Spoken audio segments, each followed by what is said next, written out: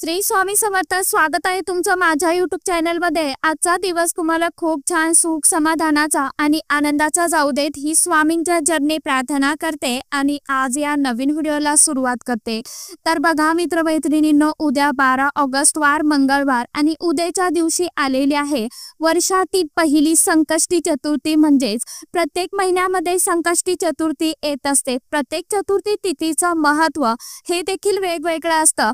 ज्यावेळी चतुर्थी तिथी ही मंगळवारी येते त्यावेळी अंगारक योग जो आहे तर हा तयार होत असतो आणि या चतुर्थीला अंगारकी संकष्टी चतुर्थी या नावाने सुद्धा ओळखलं जातं. पवित्र श्रावण महिना सुरू आहे. हा महिना भगवान देवादिदेव महादेवांना समर्पित आहे आणि संकष्टी चतुर्थी ही भगवान श्री गणेशाला समर्पित असते.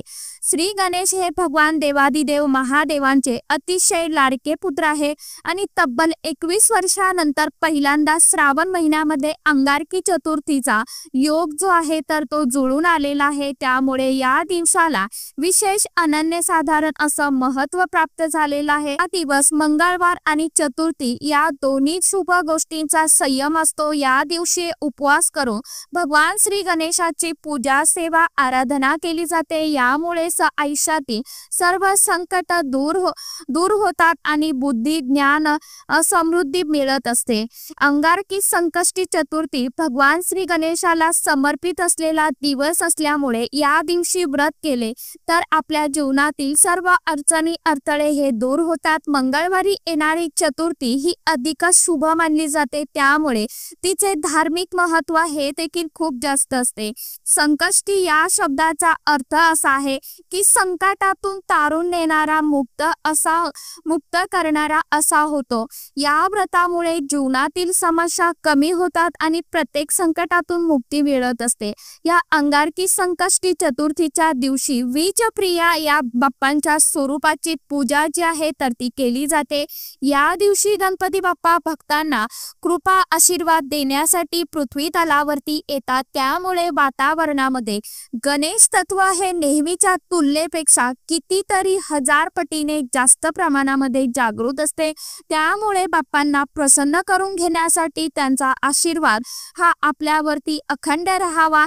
या दिवशी व्रतासोबतच भगवान श्री गणेशांच्या पूजेसोबत काही प्रभावशाली उपाय सेवा देखील केल्या जातात.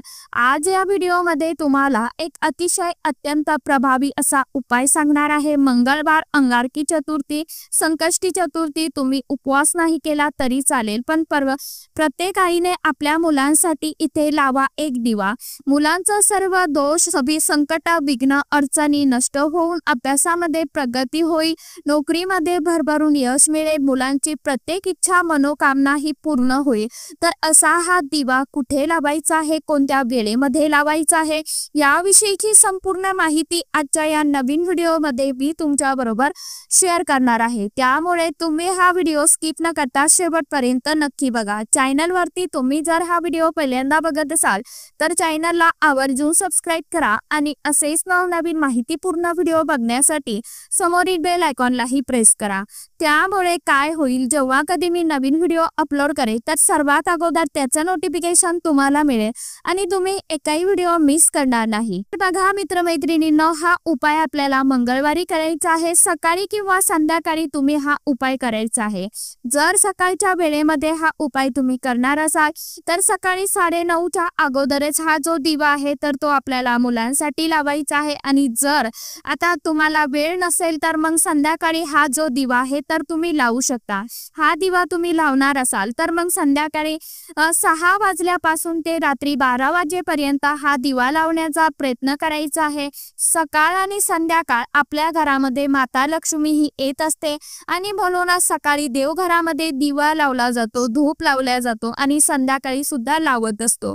म्हणूनच या वेळेमध्ये हा उपाय जर केला तर या उपायांचा आपल्याला खूप अधिक पटीने फळ जे आहे तर ते प्राप्त होत असतं. प्रत्येक आईने आपल्या मुलांसाठी हा दिवा अंगारकी चतुर्थीला लावायचा आहे. तुमची मुलं कितीही लहान असतील, मोठी असतील तर सर्वांसाठी तुम्ही हा उपाय करू शकता, चालेल, काही हरकत नाही. मुलं आणि मुली या दोघांसाठी आपण हा उपाय करू शकता. कारण गणपती बाप्पांना बुद्धी, समृद्धी आणि यशाचं प्रतीक मानलं जातं. त्याचप्रमाणे त्याचप्रमाणे तो गणपती बाप्पा हे विघ्नहर्ता म्हणून पूजले जातात। म्हणून कोणत्याही नवीन कार्याची सुरुवात करण्यापूर्वी आपण त्यांची पूजा करत असतो। गणेश हा भगवान श्री गणेश हा शिव आणि माता पार्वतीचा पुत्र असून तो 14 विद्या आणि 16 कलांचा अधिपती मानला जातो। या दिवशी आपण काही उपाय जर केले तर उपायांमुळे गणपती बाप्पा आपल्या जीवनातील आयुष्यातील अडचणी दूर करतात। गणपती बाप्पांना संकट अडथळे दूर करणारे देवता सोबतच बुद्धी आणि ज्ञानाचं देखील देवता मानले जाते। सर्व देवी देवतांमध्ये ते अतिशय हुशार देवता आहे आणि म्हणून आपल्या मुलांना देखील अशीच बुद्धी मिळावी, त्यांची उत्तरोत्तर प्रगती व्हावी, त्यांची प्रत्येक क्षेत्रामध्ये प्रगती व्हावी म्हणून हा उपाय आपण करणार आहोत। प्रत्येक आई वडिलांना आपल्या मुलांच्या उज्ज्वल भविष्याची काळजी असते। आपल्या मुलांनी खूप शिकावं, त्याची प्रत्येक क्षेत्रामध्ये प्रगती व्हावी, तो कोणत्याही क्षेत्रामध्ये मागे राहता कामा नये यासाठी आई वडील भरपूर प्रयत्न कष्ट मेहनत देखील करतात। परंतु या प्रयत्नासह सोबतच जर आपण काही विशेष तिथीवरती उपाय जर केले तर त्या प्रयत्नांना नशिबाची साथ मिळत असते आणि मुलांची प्रगती देखील होत असते। संकष्टी चतुर्थीचं व्रत हे खास मुलांसाठी केलं जातं। या दिवशी आईने व्रत केलं तर त्याचं उत्तम फळ जे आहे तर ते मुलांना प्राप्त होत असतं। जर तुमच्या घरामध्ये लहान मुलं असेल, सतत चिडचिड करत असतील, हट्टीपणा करत असेल, कुणाचंही म्हणणं ऐकत नसेल किंवा मुलं सतत आजारी पडत असतील, मुलांना नजरबाधा होत असेल तर हा दिवा तुम्ही नक्की लावा। हा दिवा जर तुम्ही मुलांसाठी लावला तर मुलांच्या आयुष्यामध्ये सुद्धा या दिव्यासारखाच लख प्रकाश येईल। तसेच तुमची मुलं मोठी असेल, शिक्षण घेत असेल, शिक्षणामध्ये मन लागत नसेल, त्यांना अभ्यास करावासा वाटत नसेल किंवा तुमची मुलं जो काही अभ्यास करतात ते मुलांच्या लक्षामध्ये राहत नसेल, मुलं विसरत असतील तर हा दिवा तुम्ही लावून बघा। दिव्याला ज्ञानाचं आणि प्रकाशाचं प्रतीक मानलं जातं। म्हणूनच म्हटलं जातं की तिमिरातून तेजाकडे जाणे। जेव्हा आपण दिवा लावतो त्यावेळी ती जागा प्रकाशित होत असते। हाच दिवा जर आपण मुलांसाठी लावला तर मुलांच्या आयुष्यामध्ये सुद्धा लख प्रकाश येतो। त्यांच्या आयुष्यामध्ये ज्या काही समस्या अडचणी सुरू आहेत तर त्या संपूर्णपणे नष्ट होतात। या अंगारकी संकष्टी चतुर्थीला सकाळी लवकर उठायचं आहे। आंघोळीच्या पाण्यामध्ये प्रत्येकाने थोडेसं पंचामृत किंवा गाईचं कच्चं दूध जे आहे तर ते टाकायचं आहे, चिमूटभर हळद टाकायची आहे आणि या पाण्याने स्नान करायचं आहे। यानंतर आपल्या देवघरातील देवी देवतांचे विधिवत पूजन करून घ्यायचं। गणपती बाप्पांची मूर्ती असेल तर मूर्तीवरती तुम्हाला शुद्ध पाण्याने अभिषेक करायचा आहे। अभिषेक करत असताना तुम्हाला गणपती अथर्व शीर्षम पठण करायचं आहे किंवा ओम गणपतये नमः या मंत्राचं तुम्हाला पठण करायचं आहे। अभिषेक केलेलं पाणी जे आहे तर ते घरामध्ये मुलांना सर्वांना तीर्थ म्हणून द्यायचं आहे। यामुळे मुलांची बुद्धी जी आहे तर ती तल्लख होत असते, मुलं जी आहेत तर ती हुशार होतात आणि मुलं जो काही अभ्यास करतात तर तो त्यांच्या लक्षामध्ये राहतो। मुलं पटकन गोष्टी ज्या आहेत तर त्या विसरत नाही। यानंतर गणपती बाप्पांना हळदी कुंकू अर्पण करायला लावायचं आहे, दुर्वा जास्वंदाचं फूल अर्पण करायचं आहे, अखंड अक्षदा अर्पण करायचं आहे, गुळ खोबऱ्याचा नैवेद्य अर्पण करायचा आणि धूप दीप अगरबत्ती लावून ओवाळून घ्यायचं व घरातील वातावरण मंगलमय प्रसन्नमय करायचं। यानंतर लगेचच तुम्ही हा उपाय केला तरी चालेल किंवा सायंकाळी केला तरी सुद्धा चालेल। उपाय करण्यासाठी तुम्हाला एक मातीची पंती घ्यायची आहे। मातीची पंती जी आहे तर ती घ्यायची आहे। पंती जी आहे तर कुठेही फुटलेली खंडित झालेली नसावी, चांगली पंती जी आहे तर ती घ्यायची आहे। त्यामध्ये तुम्हाला मोहरीचं तेल जे आहे तर ते घालायचं आहे।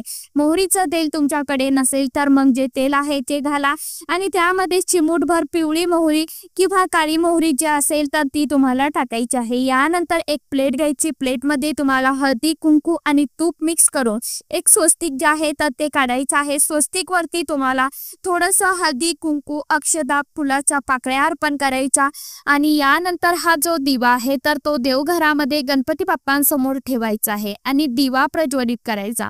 दिवा प्रज्वलित केल्यानंतर दिव्याला देखील तुम्हाला हळदी कुंकू अक्षदा अर्पण करायचं आहे, लावायचं आहे आणि आपल्याला 5 अखंड काळे मिरे जे आहेत तर ते त्या दिव्यामध्ये टाकायचे आहे। त्याचबरोबर 5 छोटे छोटे भीमसेनी कापुराचे तुकडे जे आहेत तर ते देखील टाकायचे आहे। आता तुमच्याकडे जर भीमसेनी कापूर नसेल तर साधा कापूर घेतला तरीही चालेल आणि जी तुम्ही वात लावणार आहे तर ती तुम्हाला हळद कुंकू लावून लाल पिवळी करून घ्यायची घ्यायची आहे आणि त्यानंतर दुहेरी कापसाची वात त्या दिव्यामध्ये तुम्हाला टाकायची आहे। हा दिवा प्रज्वलित केल्यानंतर तुम्हाला दिव्याला हळदी, कुंकू, अक्षदा, फूल अर्पण करायचं, धूप ओवाळून घ्यायचा आणि यानंतर तिथे बसून तुम्हाला 11 वेळा गणपती अथर्व शीर्षम पठण करायचं आहे। 1 वेळा गणेशोत्तरमचं पठण करायचं आहे। जर तुम्हाला 11 वेळा गणपती अथर्व शीर्षम पठण करणं शक्य नसेल तर मग एकदा तरी करा 1 वेळा केला तरी पण चालेल। यानंतर ओम गणपतये नमः या मंत्राचा तुम्हाला 108 वेळा जप करायचा किंवा 21 वेळा केला तरी देखील चालेल आणि दोन्ही हात जोडून मुलांची प्रगती होण्यासाठी तुम्हाला गणपती बाप्पांना मनोभावे प्रार्थना करायची आहे। आता हा दिवा तुम्ही अंगारकी संकष्टी चतुर्थीला लावल्यानंतर तुम्हाला कंटिन्यू 21 दिवस हा दिवा मुलांसाठी लावायचा आहे। 21 दिवस तुम्हाला जे दिव्यामध्ये काळे मिरे आहेत तर ते बदलायचे आहेत। एक डबी घ्या, डबीमध्ये हे काळे मिरे जे आहेत तर ते तुम्ही दिव्यामधले काढून त्यामध्ये ठेवायचे आहे। वाती ज्या आहेत तर त्या सुद्धा बदलायच्या आहेत आणि कापूर वड्या ज्या असणार आहेत तर त्या जळून जातील किंवा त्या जर वितळल्या किंवा तशाच राहिल्या तर मग तशाच ठेवायच्या आहे आणि त्या बदलण्याची गरज नाही। फक्त दिव्याची वात आणि काळी मिरी जी आहेत तर तीच तुम्हाला दररोज नित्यनेमाने बदलायची आहे। नवीन काळे मिरे आणि नवीन 2 वाती तुम्हाला दुहेरी वात जी आहे तर ती लावून तुम्हाला हा दिवा जो आपल्या मुलांसाठी आपल्या देवघरामध्ये गणपती बाप्पांसमोर लावायचा आहे आणि जी सेवा मी तुम्हाला सांगितली आहे त्याप्रमाणे ती सेवा तुम्ही कंटिन्यू करायची आहे। 21 दिवस हा उपाय करून झाल्यानंतर 22व्या दिवशी तुम्ही जे काही काळे मिरे साठवून ठेवलेले आहे, ज्या वाती असणार आहे तर त्या तुम्हाला एका भांड्यामध्ये मातीच्या भांड्यामध्ये घ्यायच्या आणि त्यामुळे तुम्हाला त्या तुम्हाला जाळून टाकायच्या आहे आणि याचा धूर हा संपूर्ण घरामध्ये तुम्हाला फिरून घ्यायचा आहे। फक्त एवढा एक उपाय तुम्ही अंगारकी चतुर्थीपासून आपल्या मुलांसाठी कंटिन्यू 21 दिवस करून बघा। 100% याचं फळ जे आहे तर ते तुम्हाला मिळणारच आहे। मुलामध्ये तुम्हाला खूप चांगले बदल जे आहे तर ते झालेले जाणवतील। आता तुम्ही हा उपाय सुरू केला, 2-3 दिवस पूर्ण झाले, 8 दिवस पूर्ण झाले किंवा 7 दिवस झाले आणि मध्येच तुम्हाला जरा पिरियड्स आला तर मग तुम्हाला कुठे बाहेर गावी जाण्याची वेळ आली तर अशा वेळी उपाय तुम्हाला करता येणार नाही। हा उपाय तुम्ही तुमच्या स्वतःच्या घरामध्येच करायचा आहे।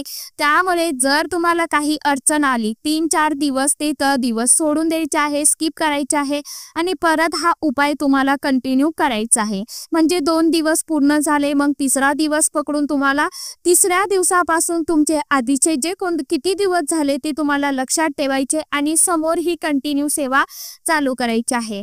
खूप प्रभावी सेवा आहे, पण ज्या घरामध्ये मुलांसाठी ही एक सेवा किंवा हा उपाय केला जाईल त्या घरातील मुलांची भरभरून प्रगती होईल। आता तुमच्या घरामध्ये 2 मुलं असेल तर मग 2 मुलांसाठी तुम्हाला 2 दिवे लावायचे आहेत। एक मुलगा असेल, एका मुलासाठी 1 दिवा लावायचा आहे। एक मुलगा आणि एक मुलगी आहे तरी सुद्धा तुम्हाला 2 दिवे लावायचे आहेत। तुमची मुलं जर बाहेर गावी शिकण्यासाठी असेल तर घरी आई किंवा वडील सुद्धा आपल्या मुलांसाठी हा उपाय करू शकता। अशा पद्धतीने तुम्हाला हा एक दिवा या उद्या अंगारकी संकष्टी चतुर्थीला प्रत्येक आईने आपल्या मुलांसाठी लावायचा आहे आणि अशा सांगितल्याप्रमाणे सेवा जी आहे तर ती करायची आहे। तर सांगितल्याप्रमाणे आवर्जून उपाय करून बघा आणि केलेल्या सेवेचं फळ गणपती बाप्पा एक ना एक दिवस आपल्याला देतच असतात। मनामध्ये संयम ठेवा, धीर ठेवा आणि निस्सीम भक्ती करत राहा। तर चला, आजच्या व्हिडिओमध्ये इतकीच माहिती होती। कशी वाटली नक्की सांगा। व्हिडिओ आवडला तर चॅनलला आवर्जून लाईक, शेअर, सबस्क्राईब जरूर करा। परत भेटूया नवीन माहिती सोबत, नवीन व्हिडिओसोबत। तोपर्यंत सर्व माझ्या यूट्यूब परिवाराला श्री स्वामी समर्थ।